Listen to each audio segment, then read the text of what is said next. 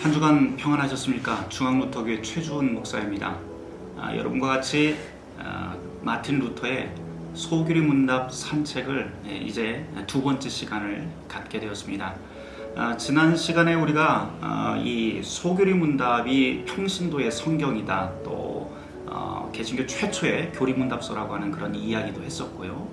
또 그러면서 그 해설을 함께 읽어가면서 그 안에 담겨 있는 이 책이 나오게 된 여러 가지 역사라든지 이런 뒷 배경에 대한 이야기들을 우리가 함께 나눴었습니다.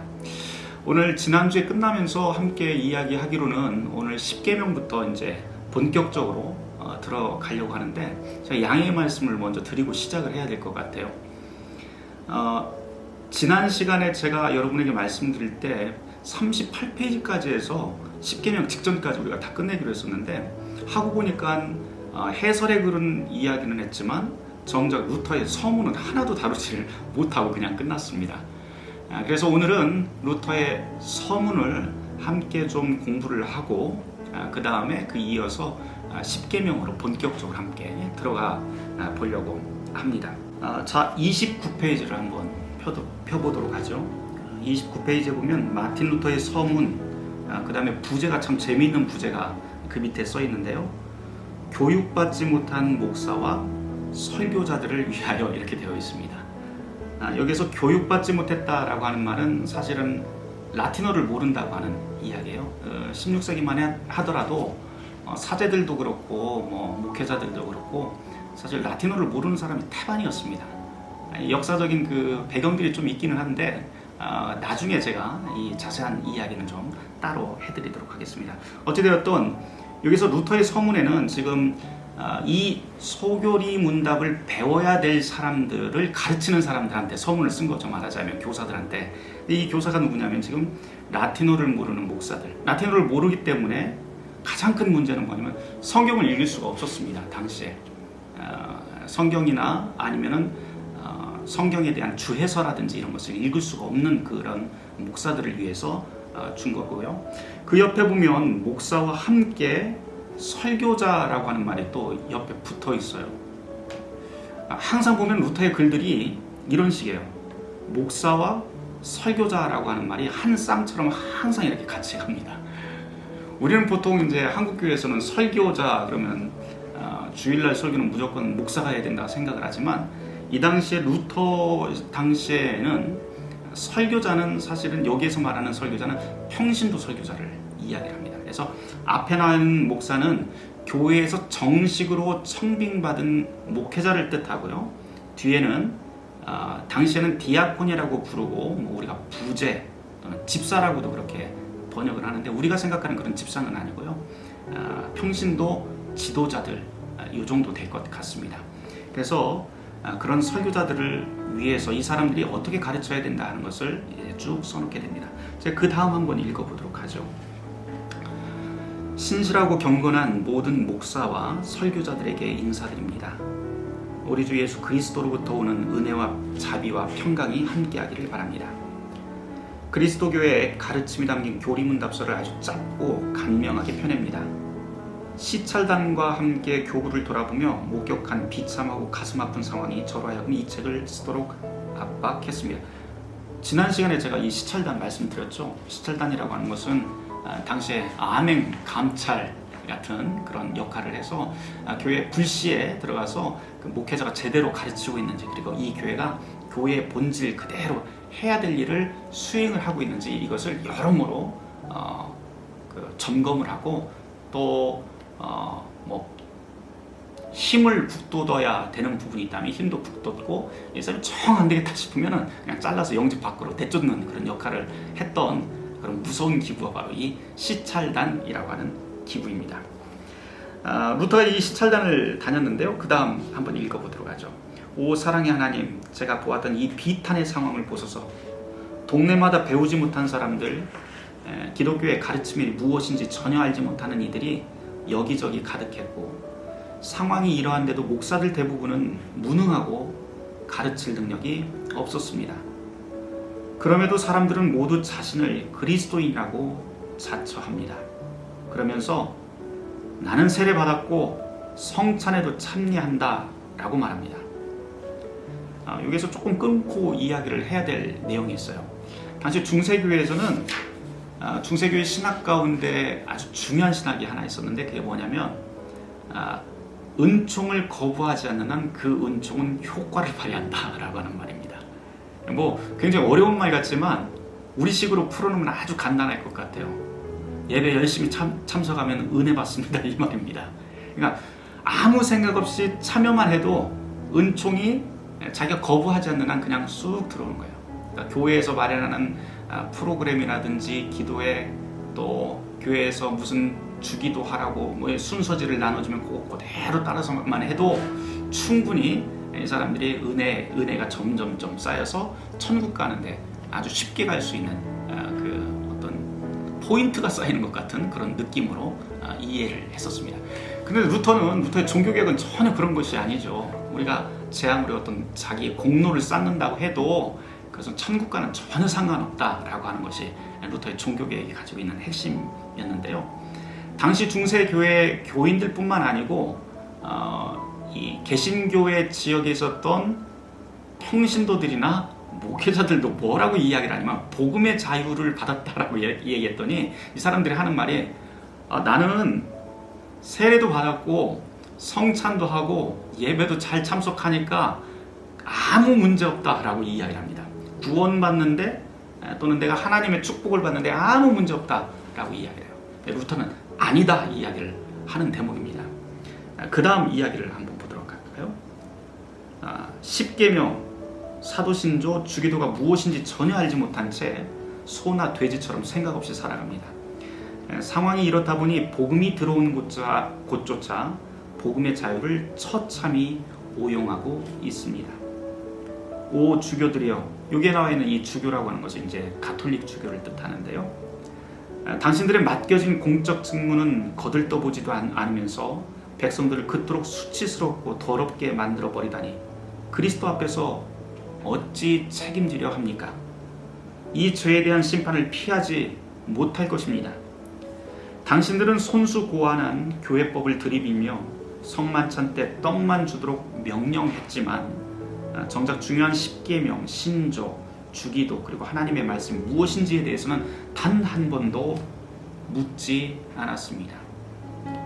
이런 행태를 일일이 열거하자니 목만 아픕니다.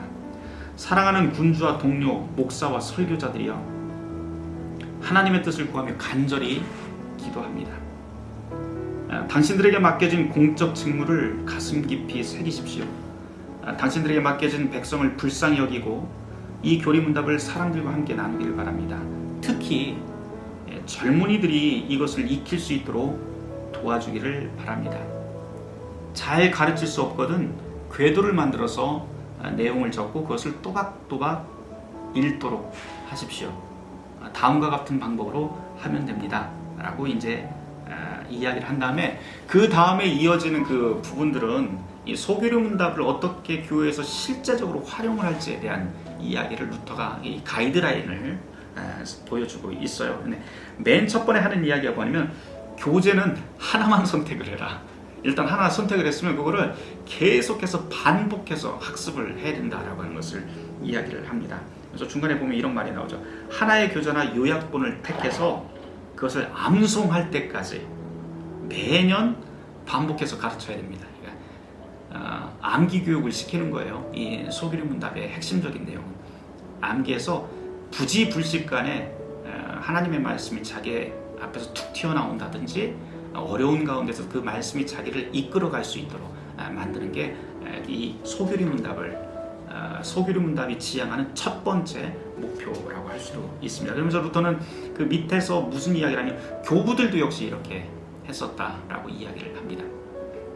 저도 그래요. 사실 어렸을 때 뭐 주일학교 다닐 때 성경 구절 암송 대회하고 했던 것들이 아직도 그 암송했던 성경 구절들이 저에게 인생에 큰 힘이 되는 것을 보면 암기하는 그런 교육 방법이 결코 나쁜 것은 아니다 하는 것을 배우게 됩니다. 요즘 뭐 다 이해하고 설득하고 하는 그런 과정의 교육들이 굉장히 중요하게 부각이 되고는 하지만 어렸을 때만큼은 우리가 두 가지가 함께 병행이 되면 좋을 것 같아요. 성경의 말씀을 어떤 의미인지 이해하기도 하고 굉장히 좋은 구절들 같은 경우는 아이들한테 암송할 수 있도록 우리가 계속 그렇게 배려하고 권고하는 것도 꼭 필요할 것 같습니다. 다음에 두 번째로 루터가 이야기하는 것은 32페이지에 나오는데요.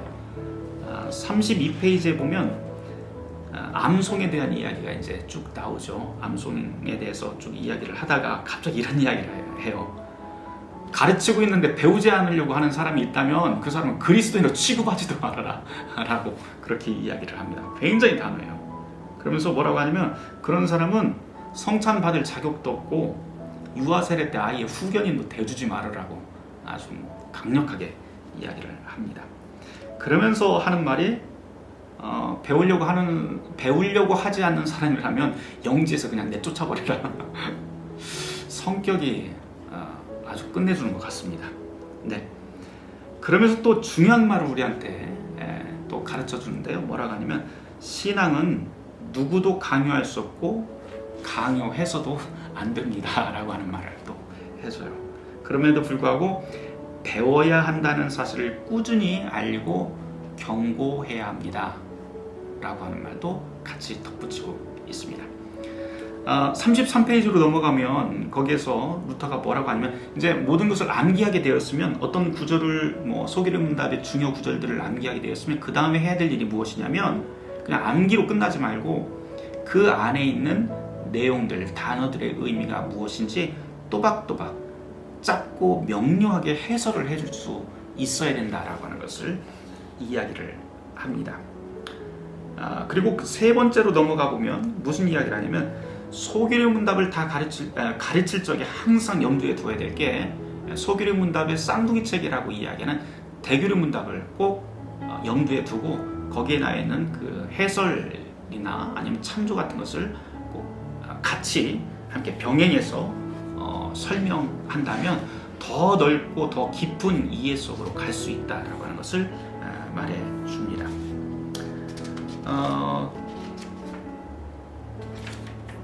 그 루터의 서문들을 쭉 읽다 보면 이것저것 이야기를 많이 하는데요.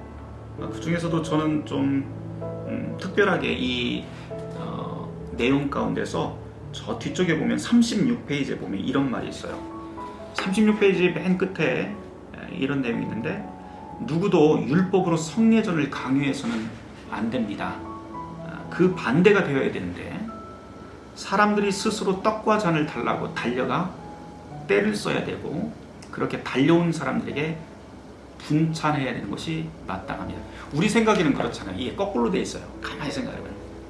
교회에서 목사들은 일반 신자들한테 언제 꼭 성찬 반드시 받으라고 성찬 꼭 받으라고 막 계속 종용을 합니다. 근데 루터는 그렇게 하지 말라는 거예요. 오히려 거꾸로 돼야 된다는 겁니다. 신자들은 어떤 상황이 오더라도 목회자한테 막 가서 제발 좀 성찬 좀 같이 나눌 수 있도록 해달라고 이야기를 하고 해야 된다는 거죠. 왜냐하면 성찬을 주어야 되는 것은 목회자의 의무이고 성찬을 달라고 하는 것은 신자들의 권리이기 때문에 그렇다라고 루터는 다른 곳에서 또 설명을 하고 있습니다. 또 한 가지 이야기를 하자면 루터의 이 소기름 문답은 항상 두 가지가 함께 병행이 되는데요. 경고가 있으면 심판이나 경고가 있으면 거기에 반드시 약속과 복이 따라 나옵니다. 율법이 있으면 똑같은 한 쌍으로해서 복음이 같이 동시에 나오게 되는데요. 루터가 이것을 잘 가르치라고 해요. 그러니까 그냥 가르치지 말고 암기시키고 그 다음에 설명하되 그 설명이 강압이 되어서는 안 되고 거기에 하나님의 율법과 복음이 함께 어우러져서 잘 설명이 되어야 된다. 그리고 율법과 복음이 같이 어우러져서 잘 설명을 한다는 것은 결국은 우리의 삶을 어떻게 살아가 나가야 될지 복음적인 삶의 실천들이 반드시 있어야 된다라고 하는 말이 됩니다. 10계명 한번 보도록 할까요? 그런 이해가 이제 10계명에 이제 아주 분명하게 드러나는데요. 39페이지 한번 보도록 하죠. 오늘 10계명 제1계명만 여러분하고 같이 하려고 그러는데, 우선 그거 들어가기 전에 제가 방금 전에 말씀드렸잖아요. 율법이 있고 복음이 있고 삶의 실천이 있다. 이 세 가지가 함께 계속해서 어우러져서 나간다고 했는데, 이게 어떤 식으로 어우러지는지 39페이지에서부터 제가 44페이지까지만 한번 읽어보도록 하겠습니다. 길지 않아요. 제가 한번 읽어볼게요. 제1계명, 너는 나 외에는 다른 신들을 내게 두지 말라. 이것은 무슨 뜻입니까? 이제 문답으로 가는 거죠. 모든 것 이상으로 하나님을 두려워하고 사랑하며 신뢰하라고 하는 뜻입니다. 제2계명으로 가면은요, 너는 내 하나님 여호와의 이름을 망령되게 부르지 말라. 이것은 무슨 뜻입니까? 그 다음에 보면 하나님을 두려워하고 사랑하라는 뜻입니다. 우리는 하나님의 이름으로 저주하고 맹세하거나 간악한 사수를 쓰거나 거짓말하거나 속이지 말고 대신 모든 위급한 상황에서 그분의 이름을 부르고 기도하며 찬양하고 감사해야 합니다. 이렇게 되어 있어요. 3계명으로 가면 이제 안식일 계명이 나오는데, 이것은 무슨 뜻입니까? 한 다음에 그 답이 아주 비슷한 형태로 또 나와요. 하나님을 두려워하고 사랑하라고 하는 뜻입니다. 우리는 설교와 말씀을 소홀히 여기지 말고 대신 그 말씀을 거룩히 여기고 즐겨 듣고 배워야 합니다. 4계명, 5계명 계속 하면은 반복되는 어구가 하나 나와요. 1계명에서부터 한 번도 빠지지 않고, 제가 다 읽지는 않겠지만 뭐가 나오냐면 하나님을 두려워하고 사랑하라는 뜻입니다. 이게 맨 앞에 항상 고정구처럼 나옵니다. 그 뜻을 잘 생각을 해보면 하나님을 두려워한다라고 하는 것은 하나님의 진노와 심판 앞에 서 있다고 하는 뜻이죠. 이것은 율법의 기능입니다. 그 다음에 사랑한다라고 하는 것은 무슨 뜻이에요? 이것에 반대되는 거죠. 바로 하나님이 우리에게 사랑을 해주시는 것. 다시 말해서 이게 복음입니다. 그래서 율법과 복음이 나오고 그 다음에 이어지는 부연 설명들은 모두 다 이 복음을 받은 그리스도인들이 어떻게 복음적인 삶을 살아야 될 것인가에 대한 아주 구체적인 이야기들을 합니다. 오늘 1계명 함께 보도록 하겠습니다. 1계명을 보는데요, 조금 뒤로 가도록 하겠습니다. 저희가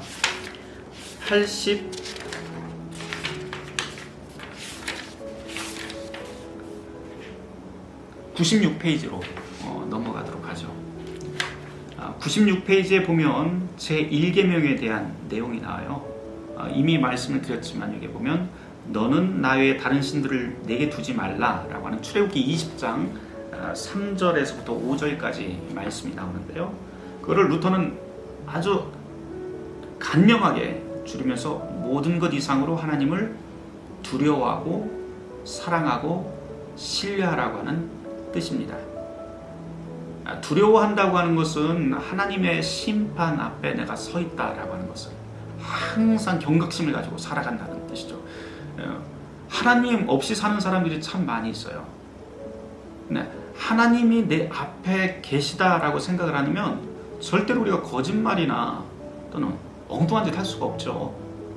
그런 두려운 마음을 가지고 살아야 된다라고 하는 것이 바로 맨 처음에 이야기가 되고요.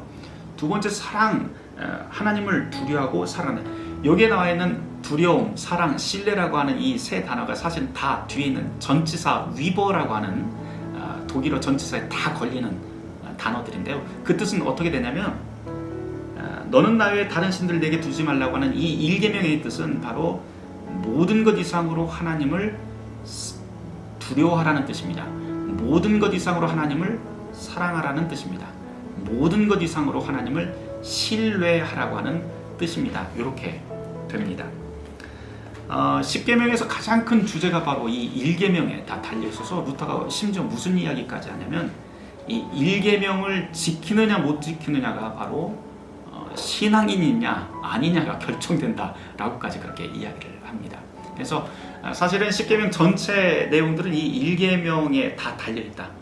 1계명이 바로 10계명을 서게도 하고 쓰러지게도 하는 가장 중요한 기둥 같은 역할을 한 것이 바로 이 1계명입니다. 나머지 계명들은 다 1계명을 다 부가 설명하는 것으로 그렇게 이해를 합니다. 그러니까 출애굽기 20장에 보면 사실은 이 10계명이 나올 적에 맨 앞에 있는 10계명 출애굽기 20장 1절에서부터 2절까지 그 말씀이 나와요. 거기에 뭐라고 되어 있냐면 하나님이 이 모든 말씀으로 일러 가라사대 나는 너를 애굽 땅 종되었던 집에서 인도하여 낸 너의 하나님 여호와다 라고 하는 말씀이 나와요. 다시 말해서 십계명 전체를 인도하는 서문 역할을 하는데 이 서문이 굉장히 중요한 이야기가 됩니다. 뭐냐면 종되었던 곳에서 너를 인도해서 자유를 주는 너의 하나님, 뭐 다른 사람의 하나님이라고 하는 이야기 아니에요. 그러니까 이 십계명이 의도하는 것은 바로 너의 하나님 여호와라고 하는 것을 너를 인도하여 내는 그 하나님이라고 하는 것을 말하기 위한 그런 주제가 된다라고 할 수가 있습니다. 저 조금만 뒤쪽으로 가보도록 할까요? 여기 보면 한 구절 한 구절 이야기를 해보면 이게 이제 너는 나 외에 다른 신들을 내게 두지 말라라고 하는 말에서 다른 신이라고 나와 있는데 이 신이라고 하는 말이 무엇인지 조금 알고 갔으면 좋겠어요. 100페이지에 보면 41번 제가 한번 읽어보도록 하겠습니다. 출애굽기 20장 3절에 나와 있는 다른 신들이라고 하는 것은 무엇을 가리킵니까? 다른 신들이란 하나님을 모르는 사람들 또는 다른 종교의 신만 뜻하는 게 아닙니다. 우리의 마음과 생각을 사로잡고 몸과 영혼을 움직이는 것이 있다면 그것이 바로 일종의 신입니다. 그래서 신이란 궁극적 관심이에요. 파월 틸리라고 하는 신학자가 그런 말을 하는데요. 우리의 궁극적 관심 또는 인생의 제1관심사라고 표현할 수도 있습니다. 예를 들어서 돈, 명예, 어떤 특정 인물에 나의 모든 것이 사로잡혀 있다면 그게 신인 것이죠. 그래서 그 대상 역시 신이고 그것에 사로잡혀 사는 것이 우상 숭배라고 이 이야기를 할 수가 있습니다. 이 밑에 보면은 여러분들에게 이제 성경 구절들을 쭉 제시를 해놨어요. 그 중에서 하나만 좀 읽어드리면 마태복음 6장 24절 말씀인데요. 예수님께서 산 위에 올라가서 산상설교 하시는 그 말씀 가운데 나오는 내용이죠. 한 사람이 두 주인을 섬기지 못할 것이니 혹 이를 미워하고 저를 사랑하거나 혹 이를 중히 여기고 저를 경히 여김이라. 너희가 하나님과 재물을 겸하여 섬기지 못하느니라. 루터의 대교리 문답에 나와 있는 이 일계명 해설을 보면 우리가 하나님을 섬긴다고 이야기는 하지만 사실은 하나님 대신에 하나님의 자리에 엉뚱한 것들을 올려놓고 그 사로잡혀서 사는데 그 가장 일반적인 우상이 뭐냐면 맘몬이라고 하는 신을 루터가 이야기를 합니다. 맘몬이 바로 물질의 신이죠. 그러니까 재물의 신, 돈이죠. 뭐 쉽게 이야기해서 돈에 사로잡혀서 사는 거예요. 돈이면 다 되는 걸로 생각을 하는 거죠. 사실 우리 살아가는 시대가 그렇잖아요. 돈만 있으면 다 되는 거고 한동안 인사가 그거였잖아요. 우리 돈 많이 버세요, 부자 되세요. 교회 안에서조차도 이제 인사할 때 부자 되세요, 김 집사님. 목사님한테도 그래요. 목사님 부자 되세요. 목사가 어떻게 부자가 돼요? 부자 될 수 없죠. 그런데 우리가 사는 세상은 이렇게 너무나도 이 맘몬이라고 하는 그 우상 속에서 살다 보니까 이게 얼마만큼 잘못되어 있는 건지 우리가 깨닫지 못하고 사는 것 같아요. 잘 한번 생각해 보세요. 사람들이 살아가면서 항상 생각하는 것이 우리가 좋은 삶에 대해서 이야기를 합니다. 뭐 행복한 삶, 좋은 삶, 가치 있는 삶. 그런데 가만히 생각을 해보면 모든 걸 다 돈으로 살 수 없어요. 돈으로 다 살 수 있을 것 같지만 그렇지 않습니다. 좋은 부모 돈으로 살 수 있나요? 없어요. 좋은 친구, 좋은 자녀, 좋은 교회, 뭐 이런 식으로 해서 좋은 국가, 우리 돈으로 살 수 없는 것들이 너무 많이 있습니다. 그런데 우리는 이런 맘몬에 휩싸여서 그런 세계 속에 살다 보면 우리가 어디에 살고 있는지 몰라요. 루터가 하는 이야기가 그거예요. 그런 우상에 사로잡히지 말고 바른 신, 바로 나의 심장을 걸어놔도 될 만큼 나의 모든 것을 사로잡고 정말 내가 살든지 죽든지 나를 붙잡고 움직일 수 있는 바른 곳으로 인도하실 수 있는 그 하나님을 붙잡고 살아야 된다. 그게 바로 이제 성경에 나와 있는 하나님이라고 이야기를 합니다. 저기 101페이지 한번 보도록 할까요? 이 대규리 문답에 나와 있는 내용인데요. 제가 한번 읽어드리도록 하겠습니다. 대규리 문답 52페이지에 나와 있는 말인데, 일반적으로 신이란 사람들이 소망하는 모든 좋은 것, 온갖 시련의 피난처가 되는 대상입니다. 그러므로 어떤 신을 섬긴다라고 하는 말은 그 대상을 진심으로 믿고 신뢰하는 것을 뜻합니다. 당신의 마음이 매달려 있고 당신의 모든 것을 지탱하는 대상, 그것이 바로 당신의 신입니다. 제가 그 루터의 대교리 문답 책에서 가장 좋아하는 그 구절이 바로 여기 있는데요.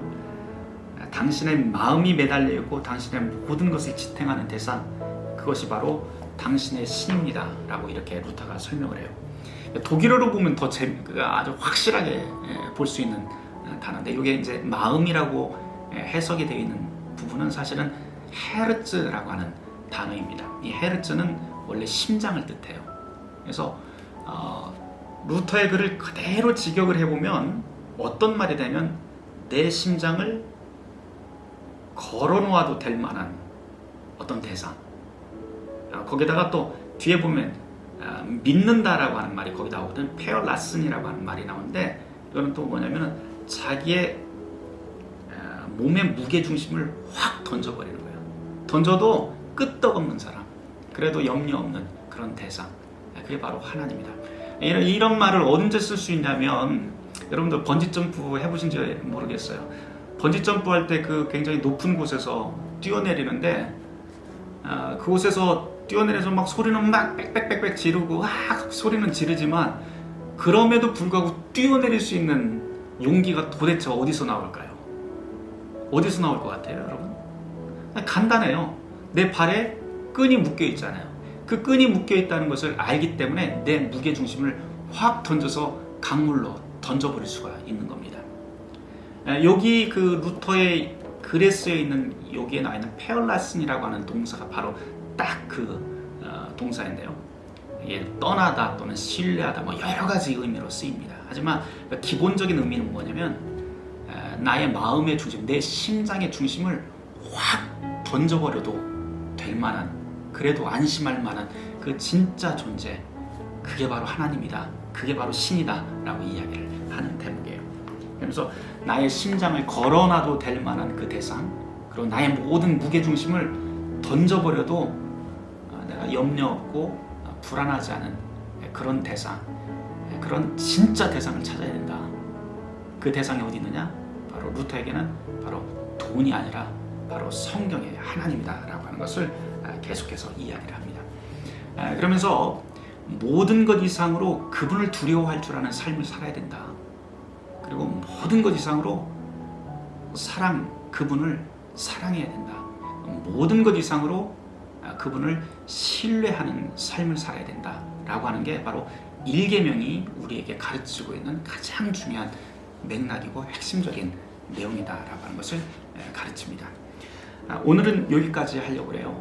다음 시간에 이제 2계명으로 저희가 함께 넘어가도록 하겠습니다. 오늘 전체 요약을 하나만 딱 하고 넘어가려고 해요. 루터가 1계명을 이야기를 하는데요. 1계명 여러분들이 한번 가만히 음미를 해보세요. 1계명의 뜻, 모든 것 이상으로 하나님을 두려워하고, 모든 것 이상으로 하나님을 사랑하고, 모든 것 이상으로 하나님을 신뢰하는 것. 이런 삶을 일주일 동안 한번 살아보시길 바랍니다. 감사합니다.